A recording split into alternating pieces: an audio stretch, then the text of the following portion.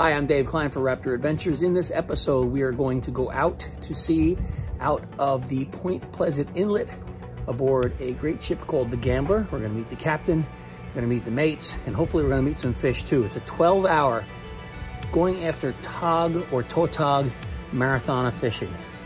We woke up 3 in the morning to come out on this trip, and we went out of the dock area at 5 o'clock. So wish us luck. Boarding the Gambler comes from the stern. You step off of the dock into the vessel, and we'll take a quick look around. You can see it's beautiful and very well kept. Of course, they have facilities if you need them. And walking up the port side here, we're going to take a peek into the spacious enclosed cabin area where you can go in to warm up or to rest or to eat. And believe me, I did that a lot during this 12-hour Taugathon. And of course, because we're leaving at 5 o'clock in the morning, it's pitch black out. And so we are going to go ahead with our captain and run the Gambler through the Point Pleasant Inlet out into the Atlantic Ocean. We're on board the Gambler. We're headed out early in the morning to do some, well, what we call wreck fishing. Could be wrecks, it could be piles of rocks. I don't know where we're headed today. This is Captain Bob. First of all, tell us about the Gambler. The Gambler was built in 2005 up in Maine. We had it built up there. It's really heavy construction, built by Maine craftsmen, and it's powered by 4 big diesels, powering 4 big props, for a total of almost 3,000 horsepower. Wow, and she's what, about 85, 80 so? Yes, almost 90 feet with the bowsprit, yes. Wow, so big vessel, very seaworthy. I liked the atmosphere as soon as I came on. The mates were very friendly. I found out talking to what is this, Steve and Chris? Chris is your son-in-law? Yes. Yeah, he's real happy about that too. They have to be friendly or else I beat them. he says his wife often outfishes him. Maybe, yeah. So tell us today, Captain, what we're going out for. How we're rigging and what species? Well, we're going to be fishing for blackfish or tautog. We're going to be fishing in about 90 feet of water. We're fishing on an old steamer wreck. I'm not sure the exact name of it. Off of, we're just going to be below Barnegat. Okay. And yeah, we're just hoping for some blackfish to bite. Last week was good, but now you never know because things change all the time. We had a lot of wind over the weekend, but hopefully I'm sure the fish will still be there. Whether they bite or not, that'll be we'll find that out. Well, you never know. That's why it's called fishing. Yeah, that's right. Yeah. Catching is a different story. Right. Now, so we're going out for these tog, but that doesn't mean that that's the only fish. What I like about this kind of fishing is you just actually never know what you could pull up. Right.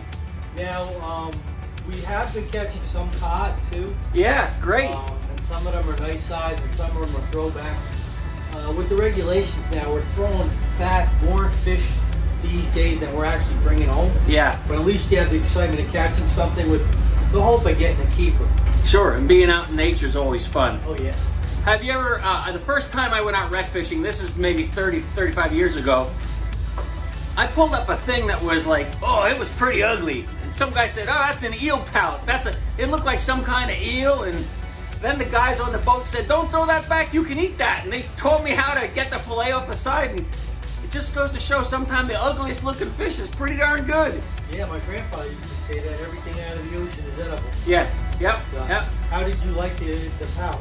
Oh, I loved it. It was good, right? Yeah, you know what I'm going to say? Tastes like lobster, chicken. Lobster. Yeah. If you put butter and salt on it, it all tastes good, man. Yeah. No, well, thank you very much for letting us in the operations room here. Really appreciate it, and looking forward to spending time out here with you. The crew, again, very, very friendly. As you can see, if you look out the window, the sun's just coming up over the eastern horizon there. So it's really neat. And another thing I wanted to say is I have several grandkids that are now at the age where they want to stop the inshore fishing so much and they want to start coming out on trips like this. And you have some shorter trips, like 6-hour trips and stuff, right? Yeah, we have, in the summertime, we'll have a 4.5-hour trip. We got a 7-hour trip in the spring, you know. But we run 2 half-day trips in the middle of the summertime. Yeah. They're only 4.5 hours. So it's a good way to get acclimated, find out. Sounds great. And it's a beautiful area, Point Pleasant, nice inlet. Really nice. Yeah, thank you. Thanks for letting us up here, Captain Bob. Good to see you, Dave. Okay, you too. Let's catch them up. And as darkness gave way to this gorgeous sunset, we headed out to sea on the Gambler. And that's when the captain and the mates, in this case, you're going to meet Steve and Chris, start working together. They have to set the anchors once we get over the wreck. This is an art in and of itself. All three guys are working together. They have to first set one anchor and then swing the vessel so that they can take advantage of wind and tide and waves and try to get the vessel that we're fishing from over the sunken wreck that we're trying to get fish off of.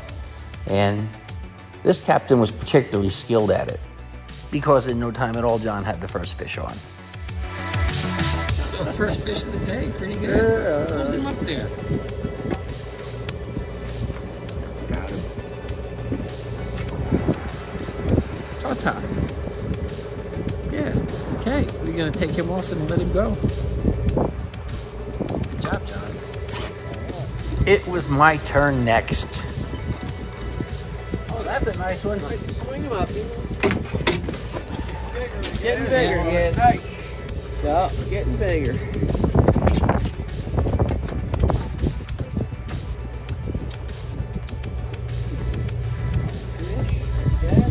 The measuring, we'll just take a look here. The measuring board right up there. So it's got to be the 15, and this one Not quite. is 12. But they're getting bigger. Here you go. Thank you. There you go, Dave. Thanks, Chris. You're welcome. Here you go, look. Nice. See, another name for them is slippery bass. And so it began, an almost 12-hour non-stop fishing spree.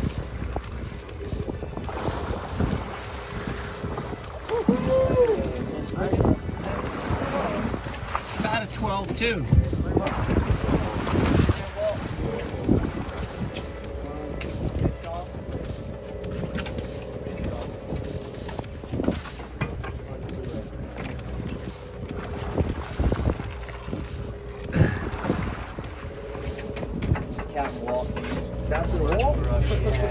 What's happening, Captain? He's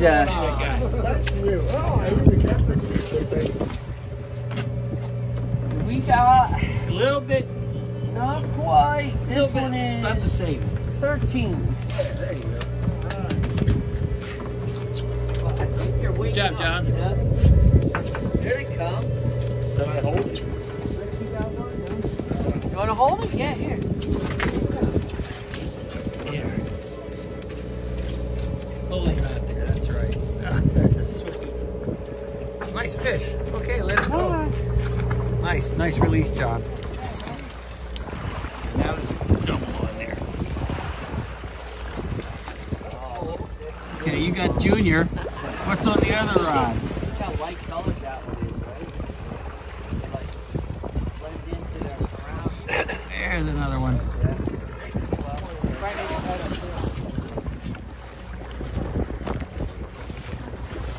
Oh, is that the one we want?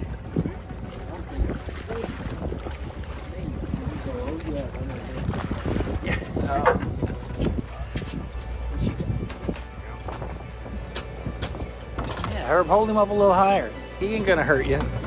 There you go. That's a nice one. So that's your first tog, huh? Sweet, yeah. First tog. I get mine. That's a nice fish.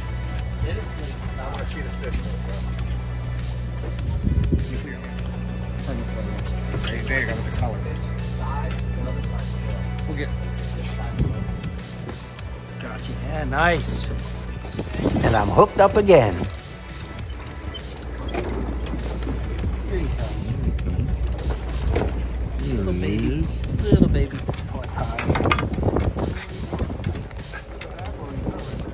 There he is. It's fun. We're gonna let him go.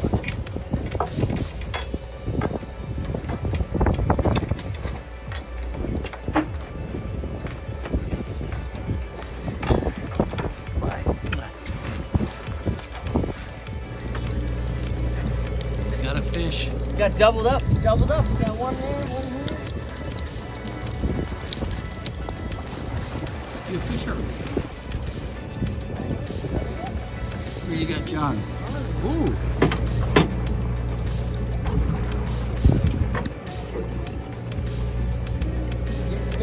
They're coming in. There you go. Hey. Got a double on there. Nice. Yeah. I ain't might not be a keeper, but at least I caught one. All right. What'd you name this one?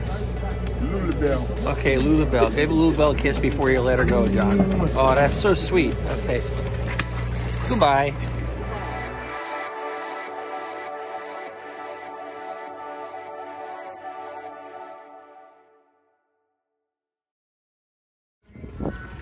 I saw the hit on this. That rod bent right over. That's a lighter rod. So I mean, once they actually got heated up here, I'd say it took 15-20 minutes, and then it's been non-stop.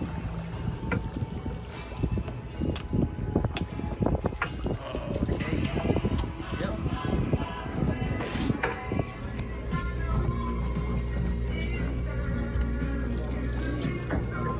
Got a little tug on there. Keep pulling them up. It's steady pickings.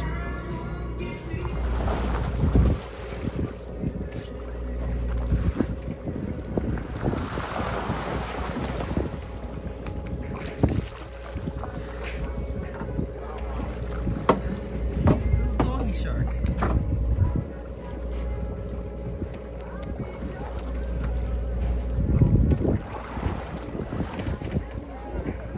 This goes to show you never know what you're going to pull up.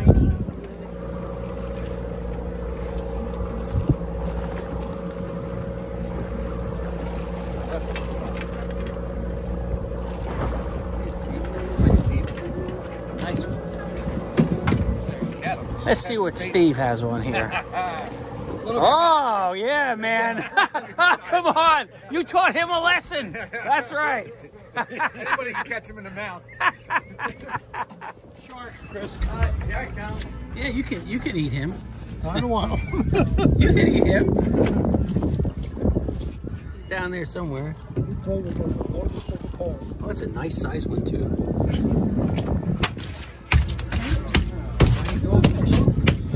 It's a spiny dog. Yeah.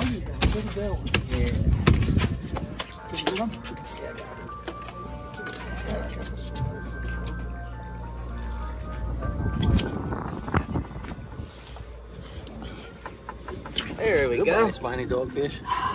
Yeah. Here's a good time to show you a little bit of what bait we're using. You can use half of these white crabs. There's green crabs as well. You can use clam, which is right there behind the crab, or a strip of a clam, which is down there at my fingers. This is a standard Belmar rig. It's just a loop with the sinker and a 10 or 12 inch snell with a size 3.0 beak hook, and that's what we use predominantly for these blackfish. Okay, thanks, Chris. You're welcome. It's always good to have a knowledgeable mate on board. It enhances your fishing experience. Yeah, let the crew share their tips and techniques with you, and you'll catch more fish. Plus, they'll help you get untangled from the wreck if you get tangled in there, which definitely happens. Oh, definitely. I mean, that's where the fish live, so you got to go fishing where the fish live. Awesome, Chris. Thanks. You're welcome. Nice and easy, Matt. Okay. Good. I get the net. Yeah, Matty. Yeah, that's a nice one. I see white. That's another nice one. You got there. Please just fit. Shower. See that big fish? That one on that. Yeah, that's a nice Come on a little harder. fish to eat right there.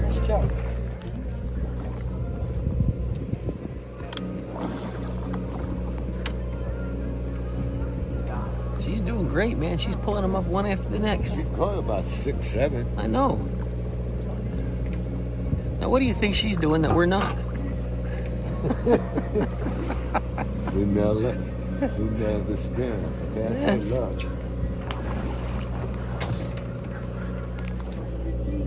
Double hookup. What's gonna come up?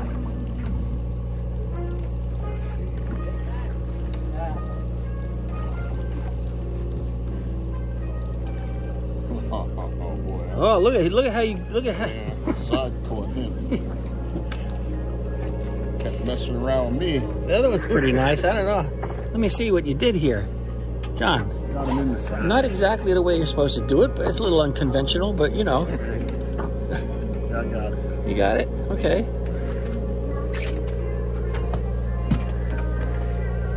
A twofer. What are you gonna do? You're just gonna eat him like sushi. There you go. This lady's smoking us, John. Yeah. I'm doing the combination. Combination crab and what happened there? Never saw that.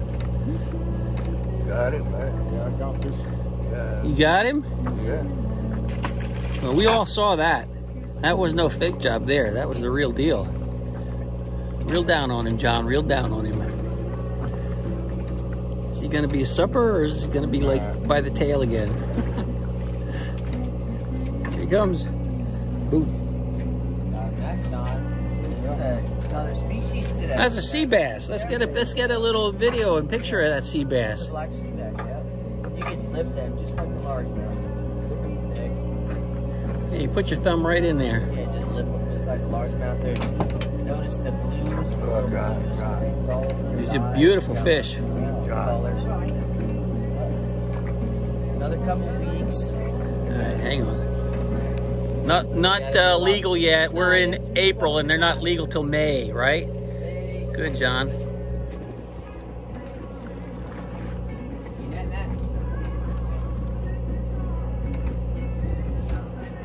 Oh, that's a nice one.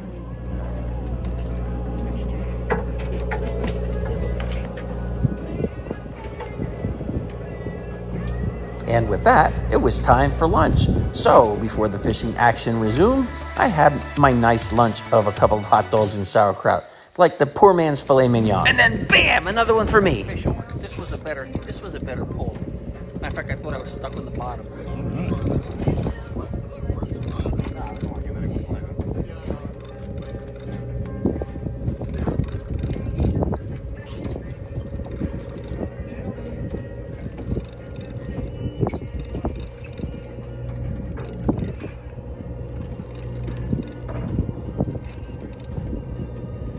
Oh, yeah.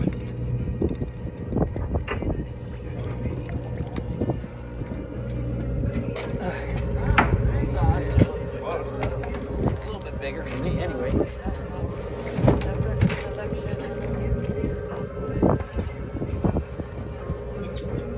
There he is.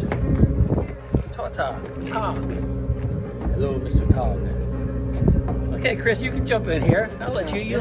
Chris is the mate. He's ready to go, man. That's It's nice to have them up beauty here. of having a mate. That's worth the measurement. Well, we'll give it a Let's take a measurement. look. I think it's short, but Yeah, it's worth the measurement. Let's take a look. Huh?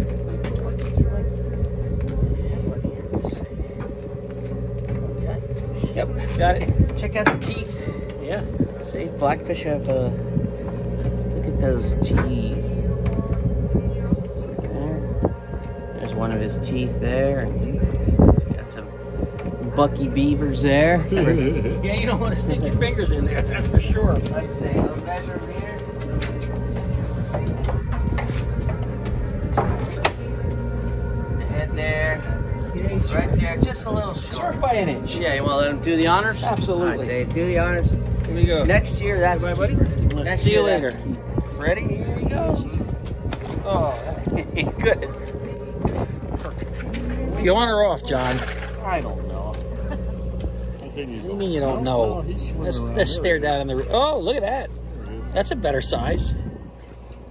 Huh? We're going to make sure that we get a picture of him with you and maybe give him a little tongue.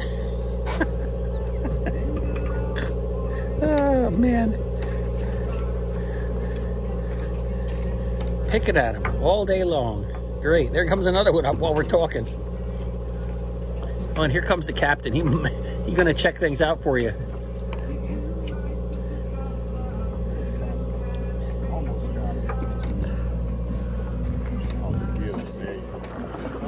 Hey, we're having fun, Captain. How deep's the water here? Yeah, okay. There we go. Awesome.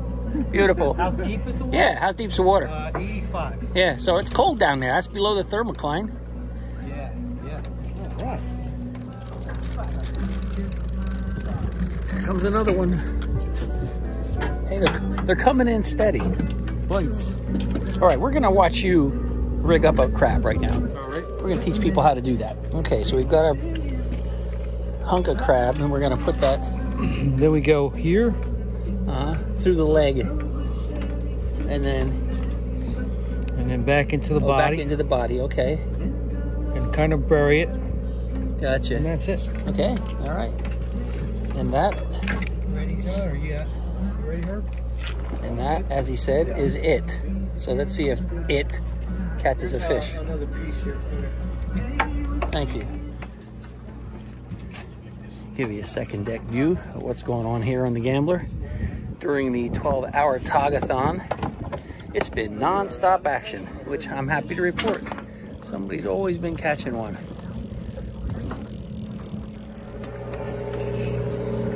It's John. He's on again. He's the quiet fisherman. I think it's because he can't believe he caught a fish again. Yeah, you guys are in the spot. Yeah, there it is. There it is. There it is. Oh, with me. Yeah. Nice. Good one, John.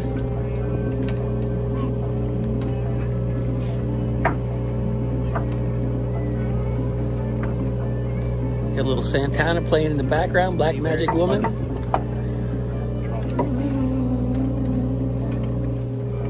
Dave. Yeah, nice, John. Go ahead. Now, while you're going to release that one, she's got one on here. It's the Taugathon, going wild. One fish after the next. Go ahead. Goodbye. Let's see what she's got. This trip is not for the faint of heart. No, it's a Taugathon, man. It's 12 hours. Oh, okay. Yeah. There's another one. One tog after the next.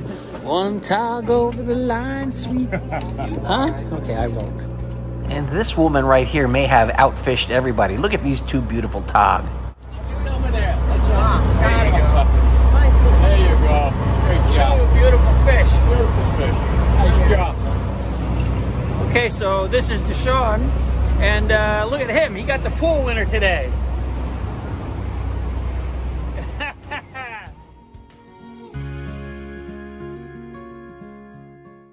So at this point in this episode, I thought you might find it enjoyable to go ahead under the sea and check out the first wreck that I think we were fishing on. Now, I didn't press the captain to say, hey, which exact wreck are we fishing on or whatever, but he did give me enough information there, even in that opening conversation, if you were paying attention. I know we were going 7 to 10 miles offshore. I know we were going to go in about 80 to 90 feet of water. And I know we were going to go southeast of the famous Barnegat Inlet. So I think by logical deduction that the wreck that we fished on for the very first spot that we stopped at was the wreck of the San Saba. This is a shipwrecked steamer from the United States. It was built in 1879. It had 2,458 gross tons with a crew of 37. And she was sunk on Friday, October 4th, 1918, when she struck a mine laid by German U-boat 117. She sank to 80 feet of water because she was a hazard to navigation. The iron hull San Saba was demolished a week after sinking. So today she sits in 80 feet of water in two mangled pieces of wreckage. The bow section is a jumbled mass of hull plates with winches and other machinery still visible. The stern section is about 250 feet away and is also broken up. The boilers are still visible. Her propeller can still be found, as well as wreckage off to the starboard side. They find artifacts to this day on this wreck, and of course this wreck is wonderful habitat for all kinds of sea life, which we're going to check out in just a bit. The mine from the U-boat 117 was the kind of mine that weighed maybe 2,200 pounds or so of explosives, about 7 feet long. Not as effective as torpedoes, but effective nonetheless. And can you imagine, right off the Jersey shore? The fate of U-117 is a little bit different than that of the San Saba. U-117 was captured and then sunk as a target in 1921. 4 members of the 37-member crew of the San Saba were killed that fateful day at 1 o'clock in the morning, and the ship is now at rest, 80 feet under, as I said earlier. You can see it here in the chart, San Saba off to the right-hand corner, Barnegat Inlet up there in the upper left. And now, courtesy of scuba diver and videographer Joe Fiorentino, we see some tautog here on the wreck of the San Saba. We're 80 feet under the Atlantic Ocean off the Jersey shore. You can see Joe's pointing some things out with his spear there. And we're looking at just twisted, gnarly wreckage with all kinds of life growing off of it. And if you look real close, you can find things like lobsters. Check it out. Here's a lobster looking at us. These wrecks attract life. They attract small life, which attracts larger life, and so it goes right on up the feeding chain. We look in here. Here we see some tautog. They're hiding. Tautog like to hide. And if you fishermen ever wonder what happens to your tackle when you get stuck and you break off, look at it. It's all here at the bottom of Davy Jones's locker. Go ahead, dive in. Help yourself. It's all down here waiting for you. And we see some other species, and we see all kinds of interesting plant life growing on what's left of the San Saba. Eventually these wrecks decay, but some of the heavy steels that were used for things like the boilers and stuff, they last a very, very long time. And if we look closely in here, we're going to see some tog. There's some tautog, or blackfish, members of the wrasse family of fishes. That one right there is a female, beautifully colored female. I think she is anyway. She doesn't have the white mouth of the male. Oh, there goes a flounder. The things you see at the bottom of the sea. There's a black sea bass right there. And look at these guys. Here we have 2 sea robins. I love them. Look at the little legs. They crawl around on the bottom of the ocean floor, but they can also swim, and they can sort of fly, hence the name sea robin. Joe's going to see if he can get one to move. Look at that. Look at that beautiful fin that looks like a wing. And what else do we have here? There goes another flounder. And now we're backing up that part of the wreck, and we're looking down another part of the wreck, and oh, look what we have. We have some triggerfish. Yes, we have triggerfish off the Jersey coast. These are beautiful. They have these spines that stick up in their pectoral fin, and they can literally lock themselves in place. They're shy. They'll guard their area well. And here we have a big old male tog. He's just sitting there guarding his space, wondering, hey man, what's going on? Now you can tell he's a male because first of all, he was huge and he had that big white under part of his mouth there going on. So the more you explore a wreck like the San Saba, the more wildlife, sea life, fish, plant life you can find. I really want to thank Joe Fiorentino for allowing us to use his excellent footage for this edition of Raptor Adventures. So there you have it. I hope you enjoyed the show as much as we did, making this episode the 12-hour Taugathon aboard the Gambler sport fishing vessel out of Point Pleasant, New Jersey. You can find them online, and you can sign up for a fishing trip like this Taugathon, or they have other length fishing trips, as the captain said earlier. So by all means, you won't catch fish if you don't come out on a great boat like the Gambler. So do yourself a favor next time you can, gather up your resources and come on out and enjoy a day at sea aboard the Gambler. This is Dave Klein for Raptor Adventures. Thanks for watching. See you next episode.